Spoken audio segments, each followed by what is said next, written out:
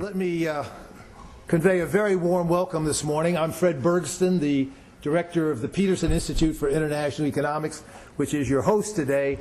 We're delighted you're all here for what we think will be a very exciting and very important session. This is going to be an important conference on trade and SMEs. It's a great pleasure to work with our good friends, Ambassador Kirk and his colleagues at USTR, to host this program today. I want to especially thank Peter Cowie, who is leaving after a year at USTR, for inspiring this event, and my colleague, our senior fellow Jeff Schott, for working with Peter to put it together. The topic today is obviously of critical importance. Many of you know we here at this institute have done studies over the years that show that the U.S. economy is about $1 trillion per year richer as a result of the trade expansion of the last 60 years. That's partly due to lower costs for imports, but a lot of it has to do, of course, with the huge benefits that our economy derives from exports. The much higher wages paid to exporters, the greater stability of firms, the higher productivity of companies that work in the international business, as all of you know so well. The topic is especially important at this time of high unemployment in the country because of the linkages between exports and jobs. We know that every additional $1 billion of exports creates on average about 8,000 more jobs, and indeed very good jobs in the U.S. economy. So, just to pick a round number, if we could find a way to expand exports by something like $100 to $120 billion, which is less than 10% of GDP, that would create 1 million new high-paying jobs. So the potential for improving the U.S. job picture, the most critical issue facing the economy, links directly to what we're talking about today by way of exports, and particularly increasing greatly the involvement of the U.S. private sector, and within that, most particularly, SMEs as represented here and being focused on today. The purpose of today's session is, of course, to figure out additional ways to partner for the SME universe, along with the government agencies, to work more closely and more effectively together to try to expand the export culture that we need more of in the United States, but also to improve tangible ways through which government and business can work together to expand U.S. competitiveness in the world economy and improve the job picture at home, bring down our trade deficit, deal with a multiplicity of our economic problems.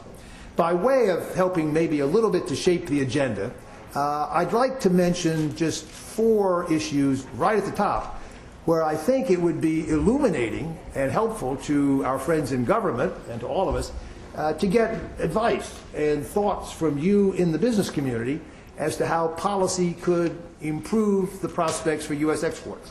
One is the exchange rate of the dollar. Does that hurt your competitiveness at the moment, or do you feel the exchange rate is okay and not a problem? That, I think, would be a very important and interesting one to hear responses from the business community. Second, tax policy. Are U.S. tax regulations and policies helping or hurting your ability to compete with your counterparts from around the world?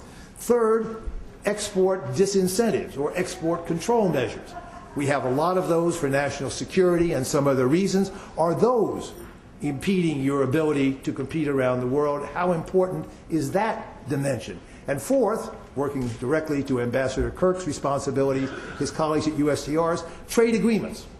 Are there opportunities out there in terms of selling into foreign markets that you could penetrate if just the other country would reduce its barriers or change its regulations or otherwise improve market access? And where would you like to see Ambassador Kirk and his colleagues put their emphasis in working to reduce foreign barriers to your exports in order to strengthen the outlook for the U.S. economy? So, comments on those issues, but more broadly on whatever the government could do to be of assistance, I think is very much the topic for today. I want to start the event, and it's a great pleasure to do so, by introducing Karen Mills, the administrator of the Small Business Administration, to give our first remarks. She has been deeply involved in small business for many, many years, investment, financing, a whole range of small business activities before she came to our current job. She's worked at a variety of manufacturing sectors. She's been involved in services. She lives in Maine and is president, her husband is president of Bowdoin College.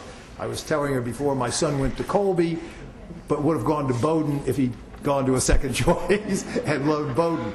I also just found out from Karen that her first boss in private equity was none other than Peter G. Peterson, whose name adorns our Peterson Institute for International Economics. So what goes around comes around. Karen, it's a great pleasure to introduce you to start our conference today on trade and SMEs. Karen Mills.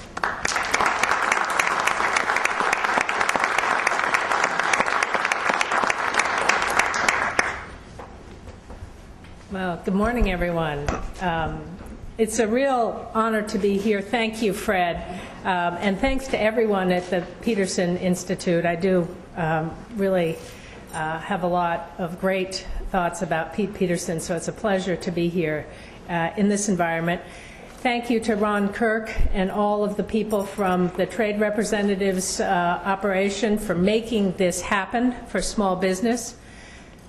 Before I begin, though, I want to make one brief acknowledgement. Today, we're focusing on how the international community looks to America for the most innovative products and services in the world. But we also know that they look to us for leadership and for compassion in times of crisis. And I want to say that all our thoughts and prayers are with of all of us at the SBA, and I know that many of you are with the people of Haiti and with the people who are helping them bring relief. That includes our military and people throughout the administration who are working very hard, many of you who've donated, and thanks to everybody for their help. I know that all of your friends you can encourage to go to whitehouse.gov if they're looking for how to give.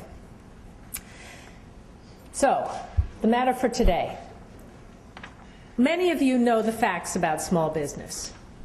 Half the people in this country who work own or work for a small business. Half of the people. Almost 65% of the jobs that are created in this country, and you know our agenda now, jobs, jobs, jobs. 65% of those jobs are created by small business. And small businesses are the drivers of U.S. innovation and competitiveness. They are the key to growth in our economy. Today, there's two kinds of business, small businesses, and I looked at the title here, Jobs on Main Street, Customers Around the World. I want to give you actually a slight modification on that framework, because really there are two kinds of small business in America. There are the traditional Main Street jobs, and these are the restaurants and the dry cleaners and the car repair operations that are part of the fabric of our daily lives. These are businesses that we at the SBA care a lot about. We serve them with many of our products, and we have since we were founded in 1953.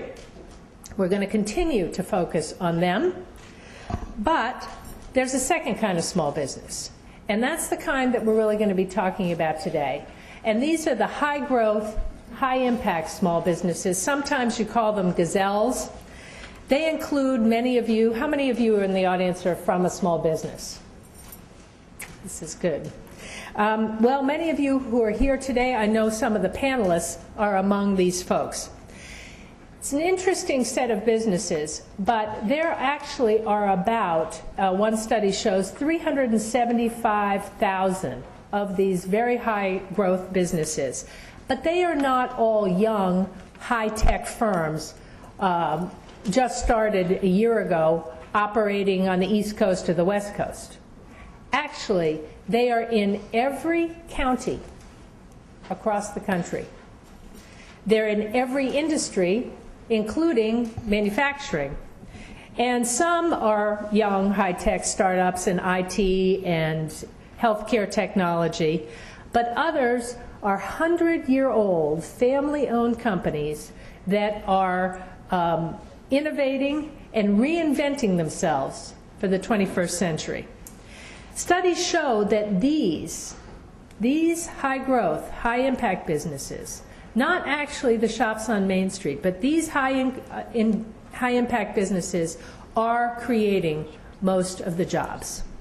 And they have the best potential to grow through exporting.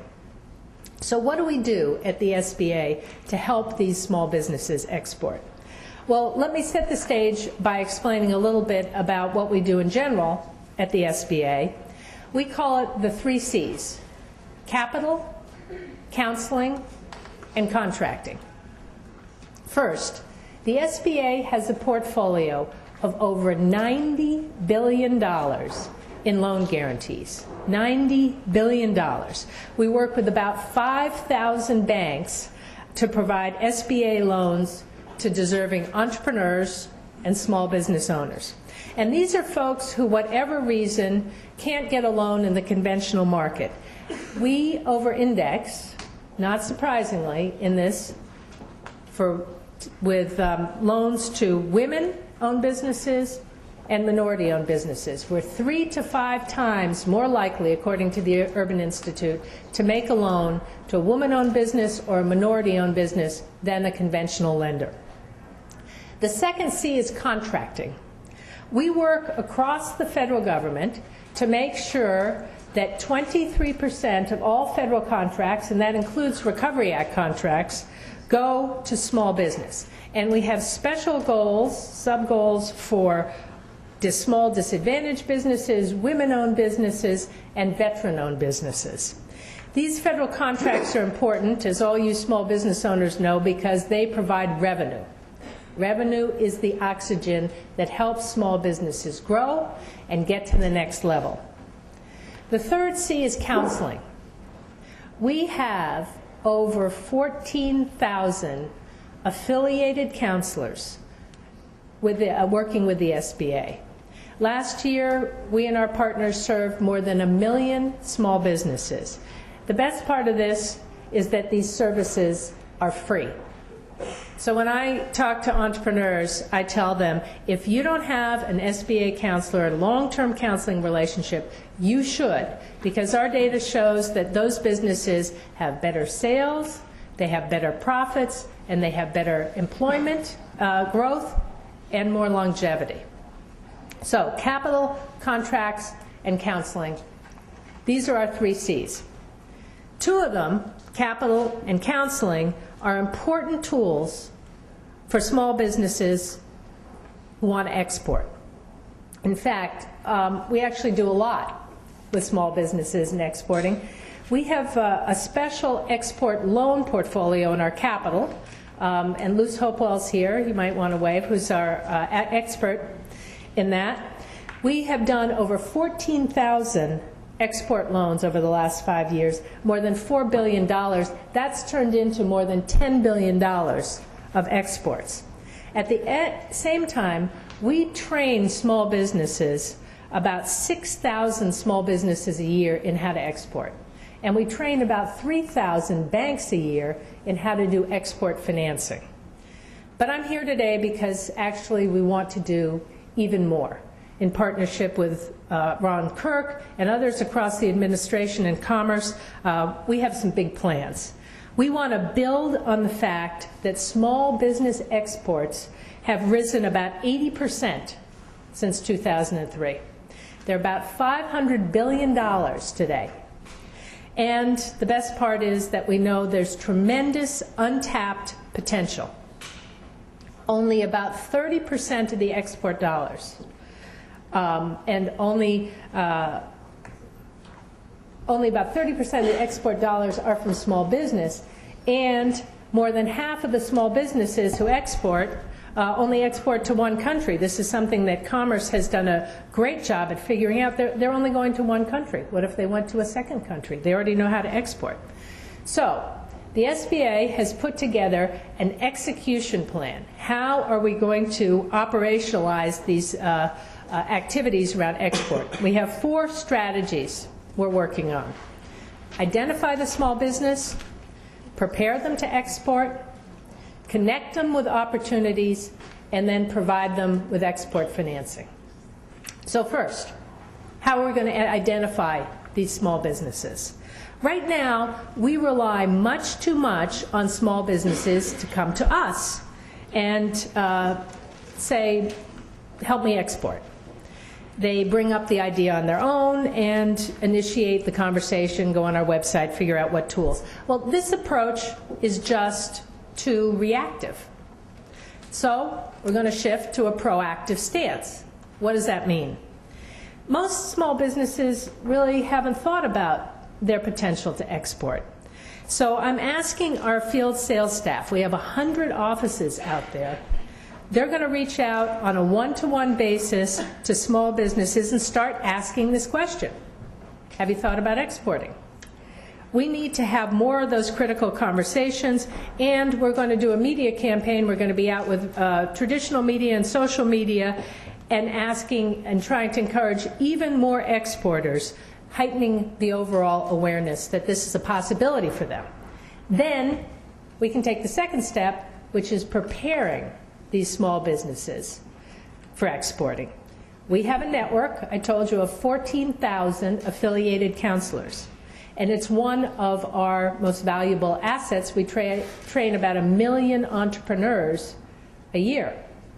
So we are doing this through 900 small business development centers. We have a small business development center 45 minutes to an hour away from most small businesses. We have 100 women's business centers. We have 350 chapters of SCORE, our retired executives, and they all can be trained and more proactive in bringing knowledge to small businesses about exporting.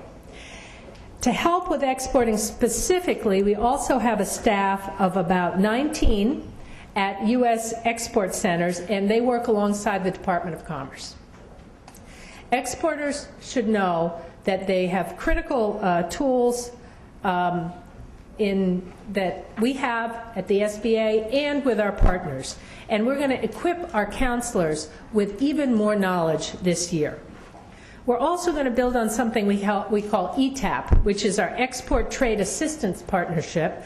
We already have it. It's a structured training course whose enrollment has grown by about 33% since 2007. So we're going to maybe take that online and do additional training programs. After we've identified and prepared small businesses to export, we're going to do the third thing, which is absolutely critical. We're going to connect them to actual trade opportunities. And this is where our partnership with the U.S. Trade Representative's Office and Commerce and others across the administration comes in. Every year, we've referred thousands of people to the Department of Commerce's Export Assistance Centers. We refer them to state-run export centers. And we've helped collaborate on trade missions and events where small businesses can find customers, lots of these matchmaking events that we do. We're going to collaborate even more right now with the Department of Commerce to promote more trade missions. We're going to try to work with them as they lift some of the barriers and restrictions and complexity around small business exporting and trade activity.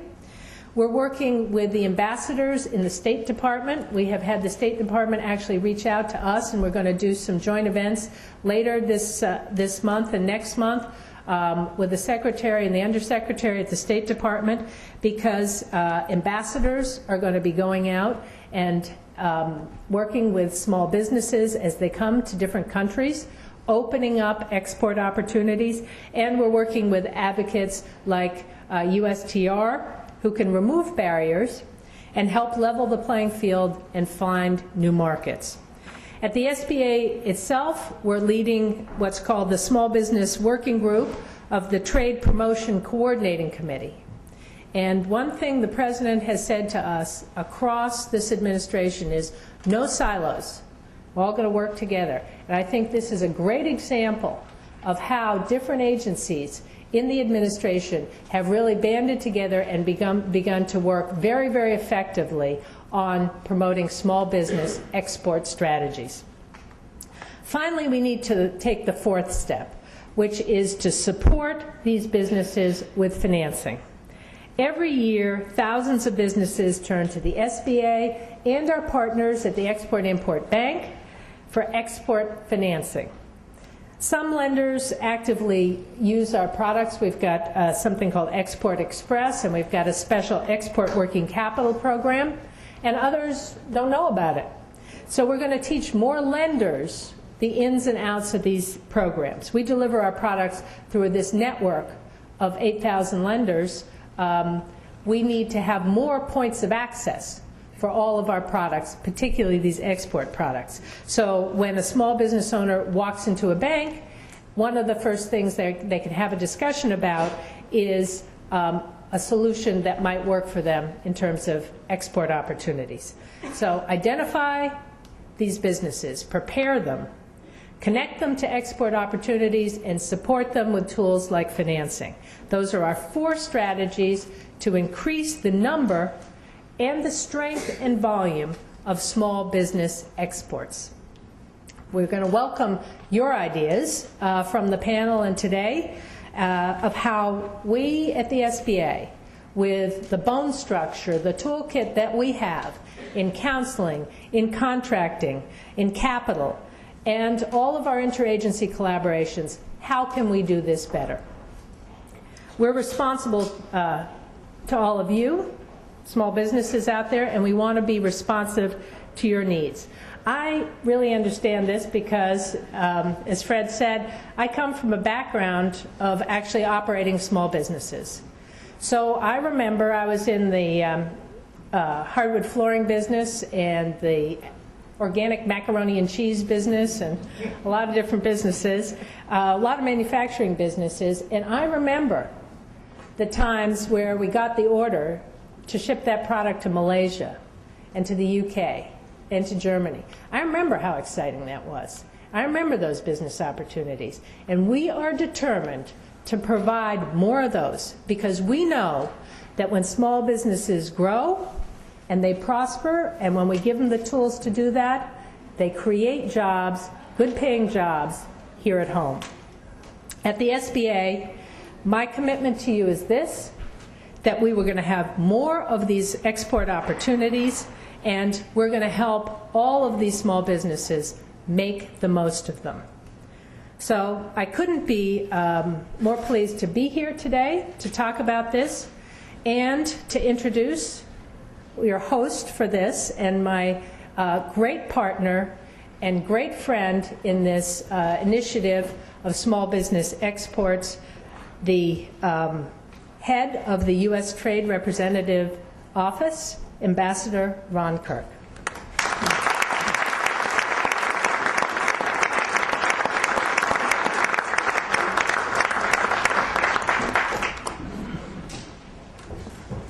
Karen, thank you so much for that very enlightening presentation. Thank you for the great partnership that we are quickly developing between the United States Trade Representative's Office and our SBA administrator. It's been easy for Karen and I to bond. We were nominated by President Obama to join his cabinet the same day, and I can tell you the Kirk girls fell in love with her right away, and they recognized her genius, and I quickly came to recognize that as well. And so we very quickly realized that there was so much that we could do in partnership, working together to illuminate and amplify an intuitive sense that we had at USTR that we were really missing an opportunity to help the president in his #1 objective, and that's to get America back to work by focusing on small business.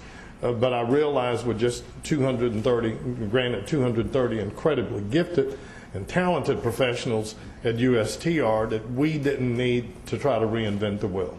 And so when we reached out and asked the administrator for her assistance, she very quickly agreed, as did Secretary Locke, and you'll hear from representatives from the Department of Commerce, and the same for Fred Hochberg and his team at Export-Import Bank. But I think you all know that you have, for those of you small businesses here, if you didn't know, I hope you are much more comforted about the fact that you couldn't have a better advocate within Washington, within the cabinet, than we do in our administrators. So Karen, thank you so much for your kind words. Thank you for being here.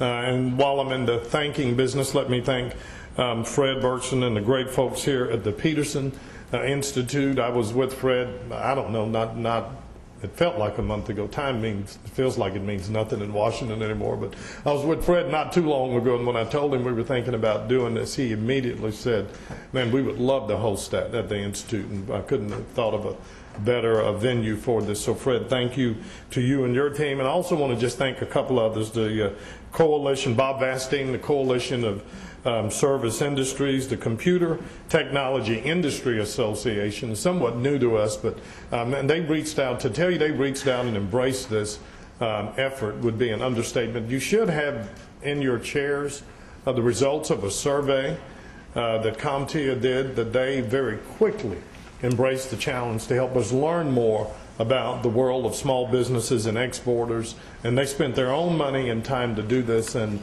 you're going to hear when I conclude my remarks from one of their representatives who's on our panel that'll tell us a little bit more about our learnings from that. And then finally, I want to thank our friends at the National Association of Manufacturers for their support, not only of this conference, but of all of our work at the United States Trade Representative's Office. I'm delighted that so many of you signed up to join us on this. We weren't sure who would show up, but obviously there's a lot of interest in this, and we think you validated our direction and intuition. I've met people from Montana to Florida, California, even from my home state of Texas, a couple of folks from Indianapolis. All of you have been kind enough, with the exception of the few of you from Philadelphia, to remind me about the egg the Cowboys dropped a few weeks ago. But as we say in our part of the world, it's a who-dat world now, so we're all for the Saints. But we're thrilled to have each of you here. Now, I'm in the risk of sort of preaching the third sermon you've heard. I told Fred, I said, God, Fred, you gave my speech. And you think he'd apologize. And he said, yeah, and I did it in 2 minutes.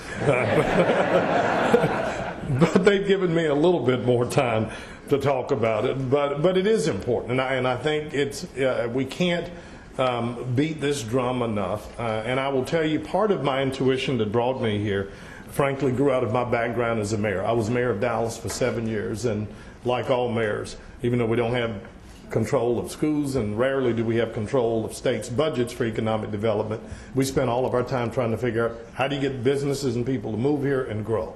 And every mayor in America knows what Karen Mills knows and others, that most of the jobs in cities are created by small businesses. But it's fun.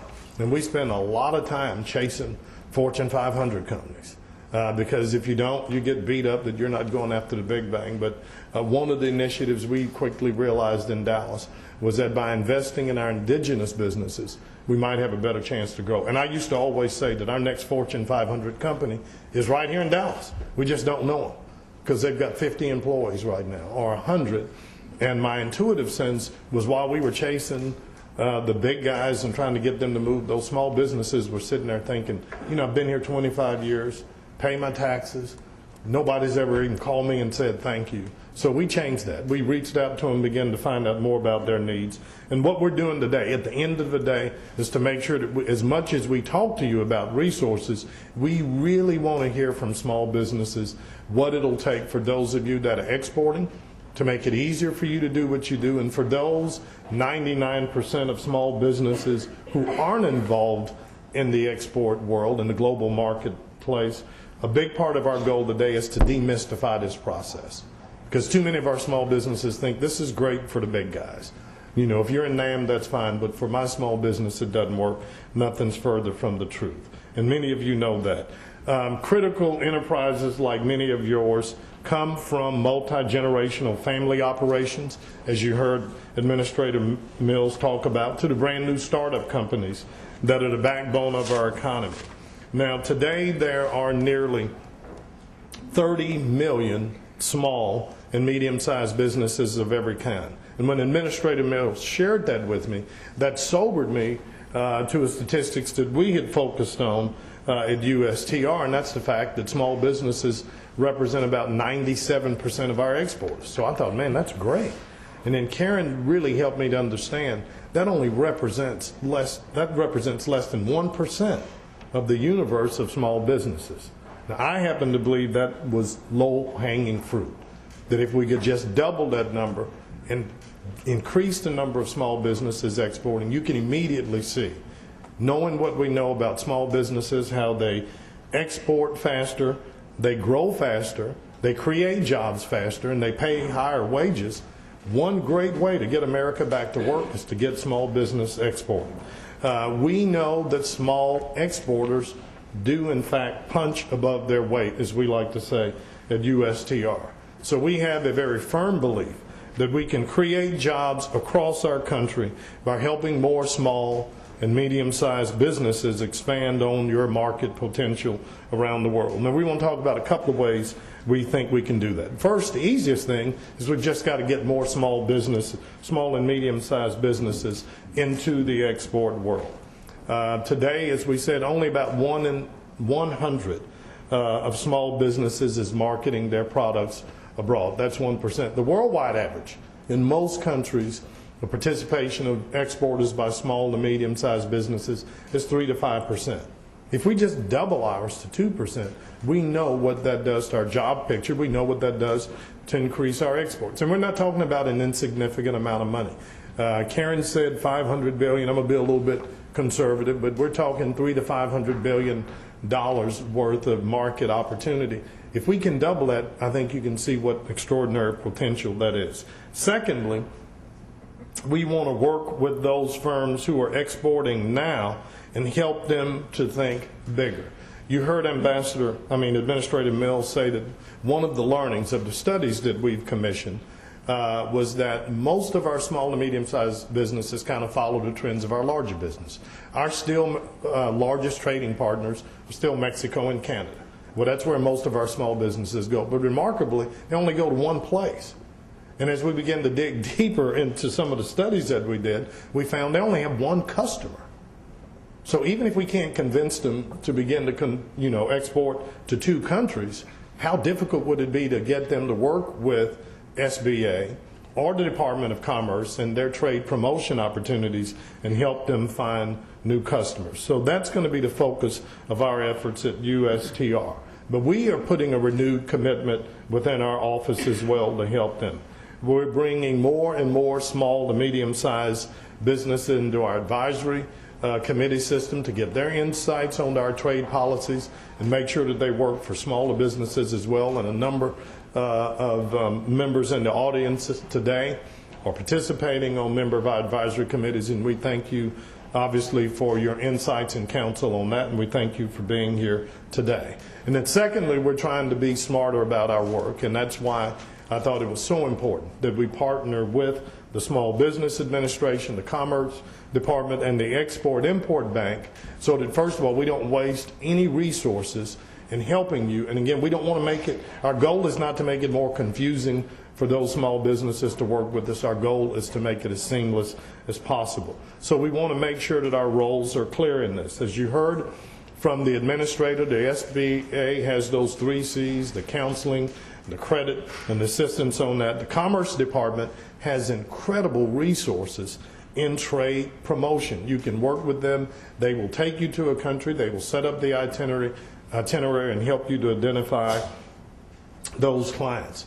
Perhaps less known to some small businesses is the work of the Export-Import Bank, and people get these 2 financing mechanisms confused. The SBA principally helps small businesses to invest in their business with your financing. What Fred Hogberg and his team can do at the Export-Import Bank is once you find that customer, if financing the purchase of your goods is a problem, that's where Export-Import Bank steps in. And they have a requirement as well that 20% of their portfolio, of their loan portfolio, has to go to small to medium-sized businesses. So if you aren't talking to them, you want to make sure that you do that. And then our role at USTR is to focus on creating the market access.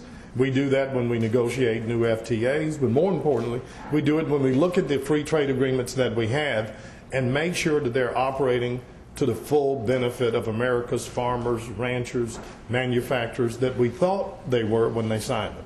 So that's why when we enforce trade agreements, we're not being protectionist. We're insisting on the rights for our American businesses that we bargained when we signed those contracts. But even with all of that, we believe this was important enough that wasn't enough. And particularly with the constant interest and advocacy from many of our friends in Congress, and in particular Senator Max Baucus and Senator Olympia Snowe, they have really wanted us to even highlight even more and pay more attention to our work on behalf of small businesses. So I have tapped and asked one of our assistant U.S. trade representatives, Jim Sanford, who currently heads our market access and industrial competitiveness group, to take on the representation of small businesses as well. I know Jim is here. Jim, if you would stand up. He's going to be your new best friend if you don't have one at USTR. But I want to make it clear, if there are those of you in the room that already have contacts at USTR, I want you to maintain those. Because the one thing I don't want happen is for my office to relax and think, oh, thank God, you know, the ambassadors told Jim to do this, we don't have to. Helping small businesses grow is the work of every one of us at the United States Trade Representative's office. But Jim has agreed to help make sure that we do that in a much more focused and intelligent manner. Jim has over 17 years experience with international trade policy. We've been fortunate that he's chosen to spend 10 of those years working with us here at USTR, and I think all of you will come very quickly to know what a bright and dedicated public servant we have and how well you'll be served by having Jim in this capacity. The success of small and medium-sized businesses is a priority for us, and we will continue to highlight that and focus on that work through the creation of this office, as well as everything we're doing interagency. We also have followed through on a commitment that we made last October to conduct an agency-wide review within USTR to make sure that we're being as responsive to the needs of small businesses as we can. One of the things we did before we embarked on this program, and you heard Fred thank Dr. Peter Cowie with our office, and Peter is the Dean of International Studies at UC San Diego, and I got him to take a sabbatical to come spend a year with us to help us get our feet on the ground. But he was very insistent that while our intuition was right, that sometimes in government, we are so well-meaning, and we get so excited when we get it right, and we want to help you, which, having been an entrepreneur myself, some of the most frightening words can be somebody from the government showing up and saying, I'm here to help you. But we thought the simplest thing to do is let's make sure we know what your needs are rather than what we think your needs are. So we did three things. We called the ITC and said, just give us some data. Let's at least start with what we know and we don't know, so that we aren't going one path and you're going the other direction. We got the first of those studies. You should have a copy of it in your packets today. And I will tell you, I think what I'm most proud of was the ITC was honest and said, we don't know a lot. You know, we're going to have to learn a lot more about small businesses and what they do. And you don't know how refreshing it is for somebody who's been in government a long time to work with people that are honest enough to say, we don't know, you know, rather than just make something up. So, but we did learn some things from that study that are going to help us in our efforts to work with you.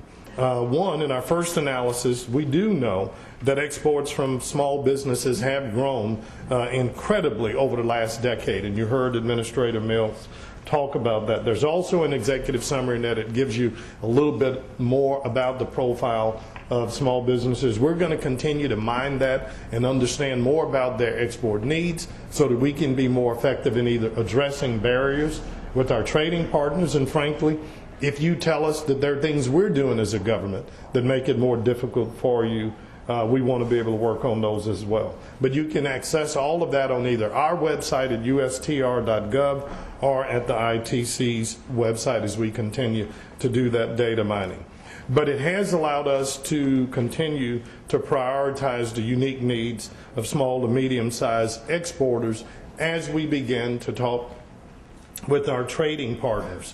We understand that the maze of rules and regulations can be a real pain in the you-know-what for the Boeings and the Googles of the world, but they can absolutely be a wall an impenetrable wall for small to medium-sized businesses. So we're beginning to talk to more and more of our partners around the world to simplify those rules and to make it easier for anyone to export, and that you shouldn't have to be a company with hundreds of thousands of employees and lawyers and others to work through that maze of regulation in order to do that. So we're tackling the cumbersome regulatory process, complex rules of origins, and requirements that force companies to have to open an office overseas to do businesses there, when in fact we can do that work and create those jobs here.